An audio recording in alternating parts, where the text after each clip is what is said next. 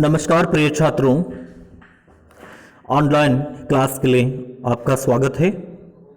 मैं आपका हिंदी अध्यापक एस गौंडी। तो हमने द्वितीय पीयूसी गद्य भाग में अब तक एक पाठ पढ़ चुके हैं, सुजान भगत नामक पाठ। तो आज के दिन हम गद्य भाग में दूसरा पाठ कर्तव्य और सत्यता, इस पाठ का अध्ययन करेंगे।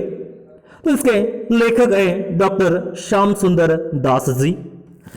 तो पहले हम लेखक परिचय देखेंगे और उसके बाद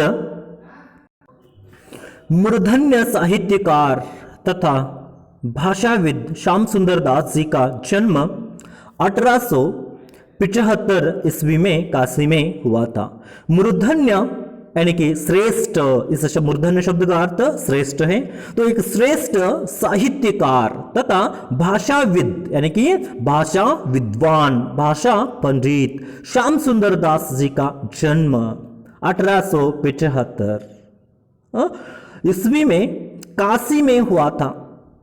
आपने 1897 ईस्वी में बीए की उपाधि प्राप्त की थी, बीए की डिग्री प्राप्त की। तो हिंदू स्कूल में अध्यापन कार्य किया, यानी कि अपने आर्थिक तंगी के कारण, आर्थिक स्थिति कमजोर होने के कारण उन्होंने पहले क्या किया, हिंदू स्कूल में अध्यापन किया, पढ़ाने का कार्य किया। तदोपरांत यानी कि उसके बाद में लखनऊ के कालीचरण स्कूल में हेडमास्टर रहे। लखनऊ में जो कालीचरण स्कूल है, स्कूल का नाम कालीचरण, उस स्कूल में हेडमास्टर का काम किया। तो उसके बाद आपने 1921 में काशी हिंदू विश्वविद्यालय के हिंदी विभाग में अध्यक्ष पद पर नियुक्त हुए।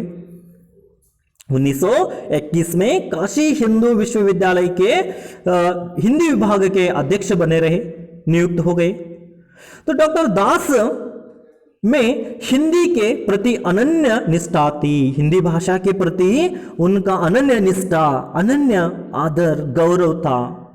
तो आपने विद्यार्थी काल में ही अपने दो सहयोगी की सहायता से 16 जुलाई 1893 में नागरी प्रचारिणी सभा के स्थापना की, यानी कि इन्होंने हिंदी के प्रति अनन्य निष्ठा होने के कारण से जब वे छात्र थे, जब वे विद्यार्थी थे, पढ़ाई कर रहे थे, उसी समय अपने दो सहयोगी, अपने दो साथी, एक का नाम है श्री राम नारायण मिश्र और दूसरा साथी, दूसरा सहयोगी श्री ठाकुर शिव कुमार सिंह, इन दो साथियों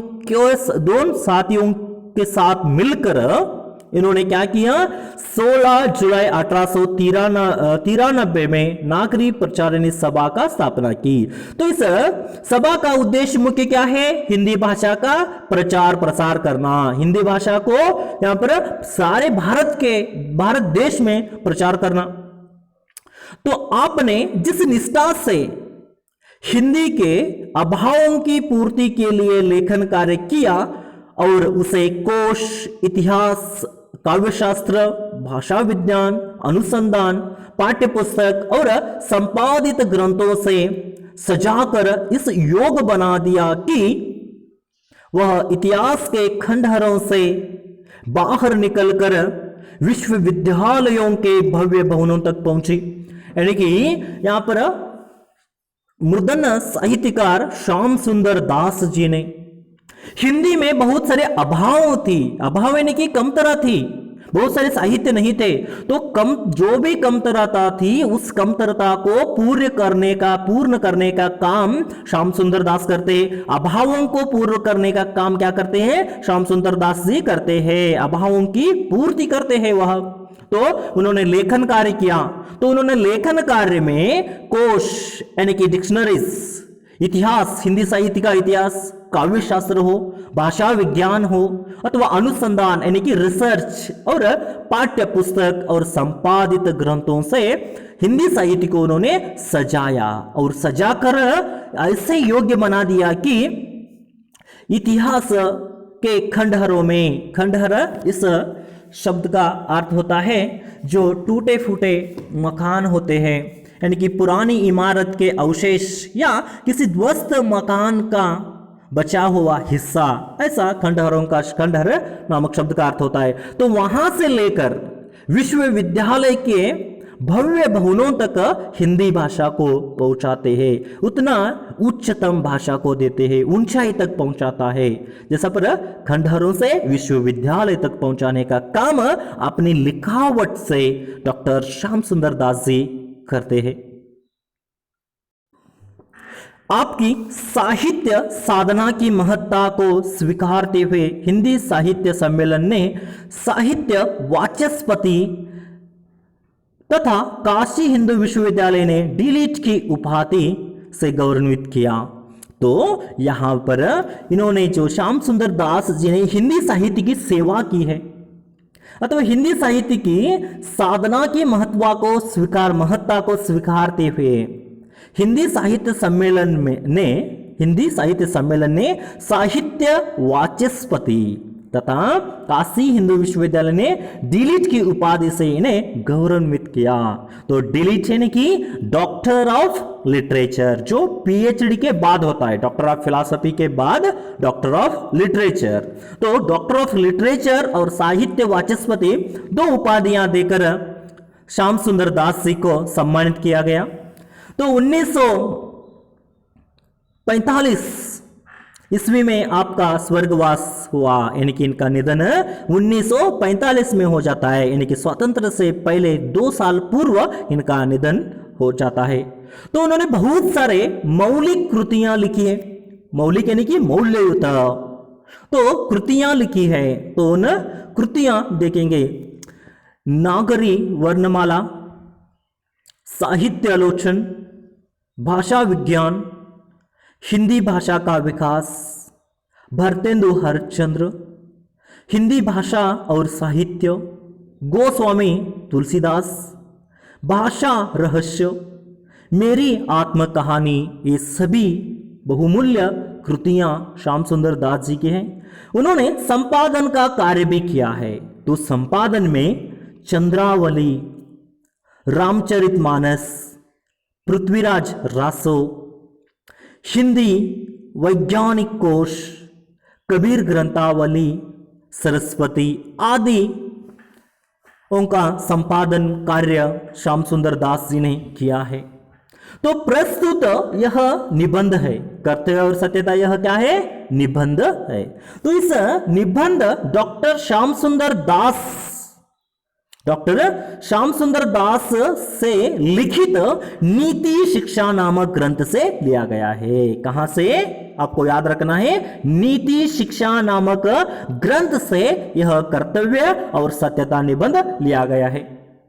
तो इस निबंध में लेखक ने हमें अपने कर्तव्यों के प्रति निष्ठावान बनने के लिए कहा है। हम अपने कर्तव्यों के बारे में हमें क्या करना चाहिए? निष्ठावान होना चाहिए, निष्ठा से अपना कर्तव्य करना चाहिए। कर्तव्य हर एक व्यक्ति का होता है, हर एक व्यक्ति को कर्तव्य करना अनिवार्य है। कर्तव्य यानी कि कार्य, जो खुद का कार्य होता है उसे हम क्या करना चाहिए? बहुत ही निष्ठा से करना चाहिए और बहुत ही ನಿಷ್ಠಾ यानी काळजी पूर्वकವಾಗಿ ಅಂತ ಕನ್ನಡದೊಳಗೆ ಹೇಳ್ತೀವ್ರಿ। सो निष्ठा से, निष्ठावान से हमें इस कार्य को करना है।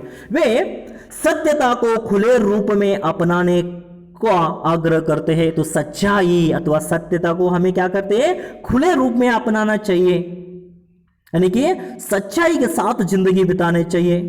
झूठ बोलना, पाप कार्य करना, कायरता जैसे दुर्गुण गुणों को छोड़कर सत्य मार्ग पर चलने के लिए प्रेरित करते हैं। यानी कि जिंदगी में कभी हमें झूठ नहीं बोलना है, पाप कार्य नहीं करना है, कायरता जैसे दुर्गुण गुण को छोड़ना चाहिए। झूठ बोलना, पाप कार्य करना या कायरता यह दुर्गुण है, ऐसे श्याम सुंदर दास जी को कहना है। तो ऐसे दुर्गुणों को छोड़कर सत्य मार्ग पर चलने के लिए प्रेरित करते हैं, सच्चाई के राह पर चलने के लिए प्रेरित करते हैं। तो उदाहरण के लिए हम देख सकते हैं कि सच्चाई के मार्ग पर चलने वाले, सत्यता मार्ग पर चलने वाले और अपना कर्तव्य बहुत ही ठीक ठाक करने वाले व्यक्ति एक थे इंजीनियर। भारत के ही नहीं, विश्व के श्रेष्ठ इंजीनियर सर एम विश्वेश्वरैया का नाम आपने सुना होगा। सर एम विश्वेश्वरैया अपने कर्तव्यों के प्रति बहुत ही निष्ठावान थे, अपना कर्तव्य बहुत ही ठीक तरह से वे करते थे। एक उदाहरण के रूप में हम देखते हैं उन्हें। बहुत सारे ऐसे अन्य लोग भी हैं, स्वामी विवेकानंद लीजिए, डॉक्टर बी.आर. अम्बेडकर लीजिए, अपने कर्तव्यों का ठीक तरह से निभाने के कारण वह सारे देश में श्रेष्ठ, सारी दुनिया में श्रेष्ठ हो गए। तो हमें क्या करना चाहिए, नहीं क्या पर हमारा कर्तव्य जो है ठीक तरह से करना चाहिए। आपके विचार अत्यंत प्रेरणादायक है। तो यहां पर हम कर्तव्य में देखा गया तो जनरल तरीके से कर्तव्य में दो प्रकार है, एक नैतिक और एक कानूनी। नैतिक और कानूनबद्ध में आने वाला कर्तव्य। तो नैतिक कर्तव्य यानी कि क्या, इसका अर्थ क्या है? नागरिकों को स्वयं प्रति, परिवार, पड़ोसी, समाज एवं राष्ट्र के प्रति भी कर्तव्य करना चाहिए। यानी कि हम कानून के रूप में उतने ही नहीं, नैतिक रूप से अपने परिवार के प्रति, अपने पड़ोसी, अपने समाज, राष्ट्र के प्रति हम हमारे कर्तव्यों को समझकर करना चाहिए। तो कानूनी तौर पर देखा गया तो कानूनी तौर पर हम बहुत सारे कर्तव्य हो जाते हैं। अपना काम खुद से ठीक करना, समय पर पहुंचना, समय पर घर आना, समय के साथ कचहरियों में, दफ्तरों में काम करना, ऐसे बहुत सारे कर्तव्य हम देख सकते हैं। और अन्य कई एग्जाम्पल कर्तव्य के बारे में देखा गया तो भारत की सेना लीजिए, सरहद पर खड़े होकर अपना कर्तव्य वह कर रही है। और इस कोविड परिस्थिति में, यानी कि कोरोना महामारी जो रोग आया है, इस पीड़ा में बहुत सारे डॉक्टर लोग अपना कर्तव्य कर रहे हैं देश के प्रति। जो बहुत सारे सिस्टर्स यानी कि नर्सिस जो है वह भी अपना कर्तव्य कर रहे हैं। तो ऐसे बहुत सारे कर्तव्यों को हम देख सकते हैं, वह खुद को करना है। तो छात्रों, यहां पर विद्यार्थियों के मन में कर्तव्य और सत्यता के प्रति जागरूकता लाने के उद्देश्य से इस पाठ का चयनित किया गया है। विद्यार्थी यानी कि छात्र आपके मन में कर्तव्य और सत्यता के बारे में बताना चाहते हैं। कर्तव्य कैसे करना चाहिए जिंदगी भर, एक बहुमूल्य पाठ आपके लिए पढ़ने के लिए दिया है। जिंदगी भर के कर्तव्य ठीक ढंग से आप करें। इस कारण से, इस वजह से आपको आपके प्रति कर्तव्य और सत्यता के प्रति आप में जागरूकता यानी कि जागृत है, ऐसे हम कहते हैं। तो जागृता अथवा जागरूकता लाने के उद्देश्य से आपके सामने इस पाठ का यहां पर किया गया है। तो उदाहरण के लिए हम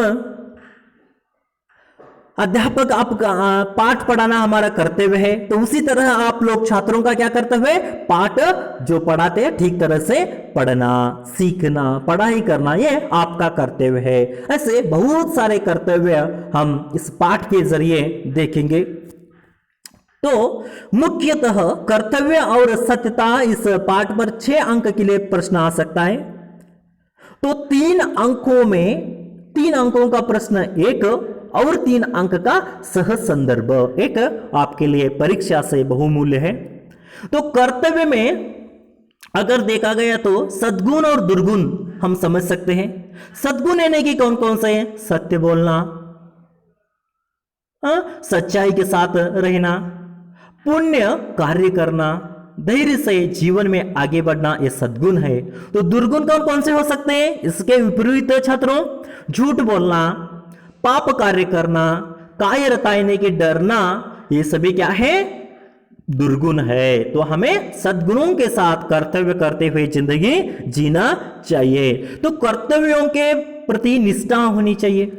जो हम कर्तव्य करते हैं ऐसे वैसे जो सभी लोग कर रहे हैं ऐसे हमें कर्तव्य नहीं करना चाहिए। निष्ठा के साथ, आदर के साथ, मन से जो कर्तव्य करते हैं हम अपने मन द्वारा करना चाहिए। सिर्फ पेमेंट के लिए हो या सिर्फ पैसे के लिए कोई भी काम नहीं करना चाहिए। जो भी काम हम करते हैं बहुत ही लगान के साथ, लगाव के साथ, मन के साथ करना चाहिए। उसे हम क्या करते हैं? निष्ठा के साथ काम करना चाहिए कर्तव्य।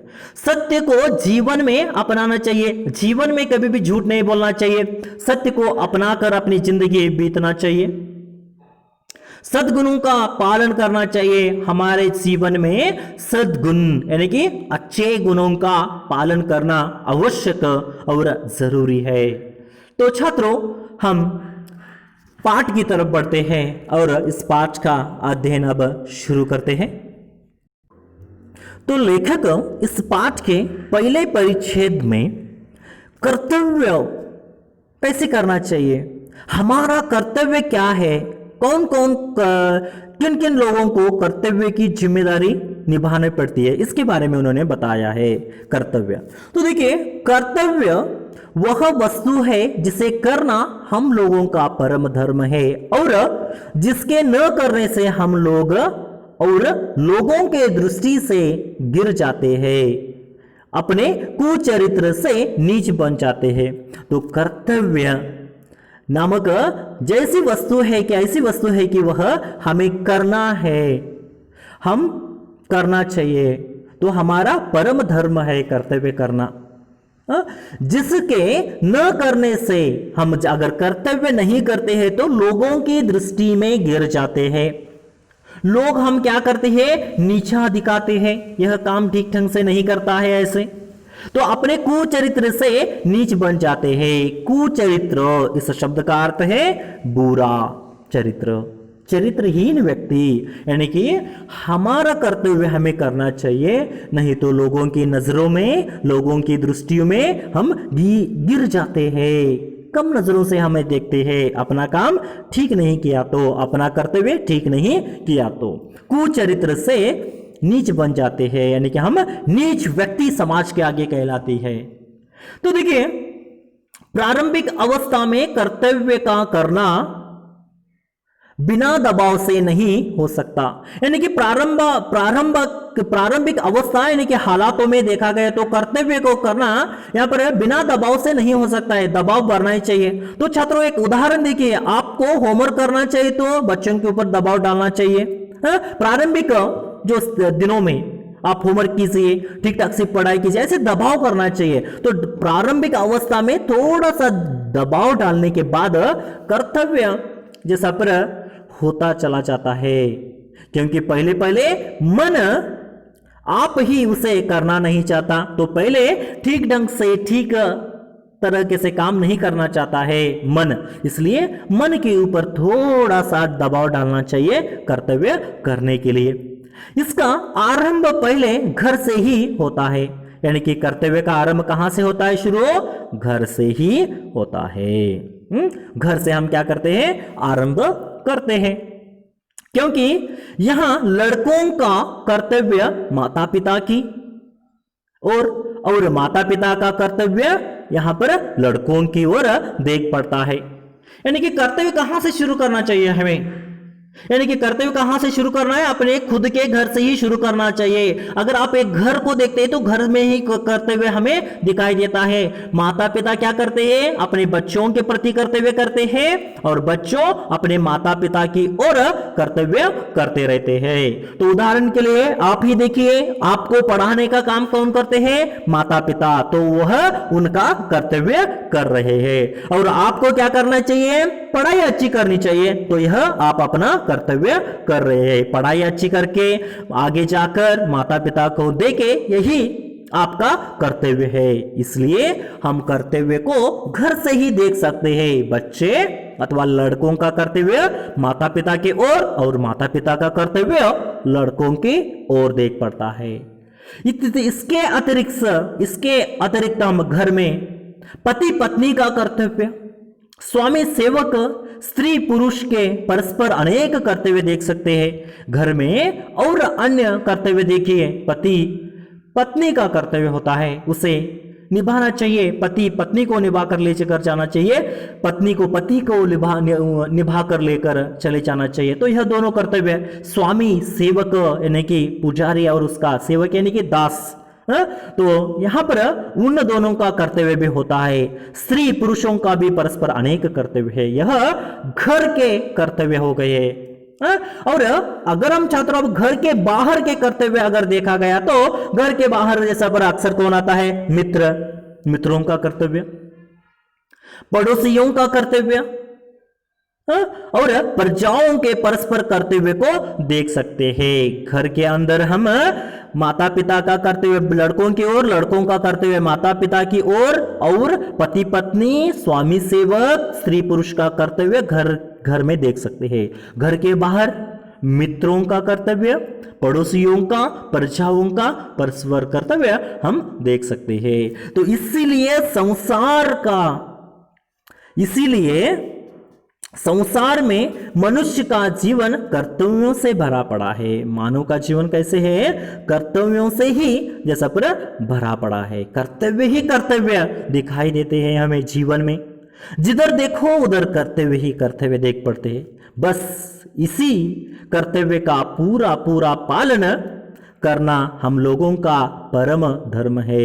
हमारे कर्तव्यों का पालन हमें बहुत ही ठीक ढंग से करना चाहिए, और इसी से हम लोग चरित्र की शोभा बढ़ते थे। इसी से हम लोगों की यहां पर लोगों की चरित्र की शोभा बढ़ती। चरित्र की शोभा बढ़ना यानी कि अलंकार बढ़ना, चरित्र की सुंदरता बढ़ना। कैसे चरित्र की सुंदरता बढ़ती है?